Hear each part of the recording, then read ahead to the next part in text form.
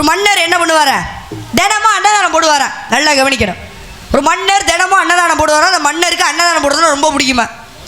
ஒரு முறை அன்னதானத்துக்கான ஏற்பாடெல்லாம் நடந்துகிட்டு இருக்கு. ஒரு கழுகு என்ன பண்ணுச்சா, ஒரு பாம்பை கவ்வி எடுத்துகிட்டு போயிருக்கு. அந்த பாம்பு வலி தாங்க முடியாமல் விஷத்தை கைக்கிருச்சு.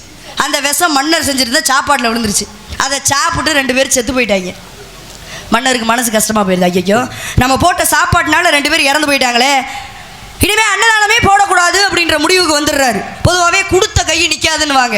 ஒரு 2-3 வருஷம் கழித்து அந்த பேச்செல்லாம் மறைய திரும்பவும் அன்னதானம் போட ஆரம்பிக்கிறார் அந்த மன்னர். அந்த காலத்தில் வீட்டுக்கு வெளியே திண்ணை கட்டி வச்சுருப்பாங்க. என்ன காரணம்? வயசானவங்க மழைக்கோ வெயிலுக்கோ வந்து உட்காந்துட்டு போவாங்கன்னு சொல்லி. அந்த திண்ணையில் அன்றைக்கி 4 பேர் உட்காந்துருந்துருக்காங்க. வயசான 2 பேர் பசியோடு அங்கேருந்து வந்திருக்காங்க. அப்பா, இங்கே ஒரு மன்னர் அன்னச்சத்திரம் வச்சு நடத்துகிறதா கேள்விப்பட்டோம்.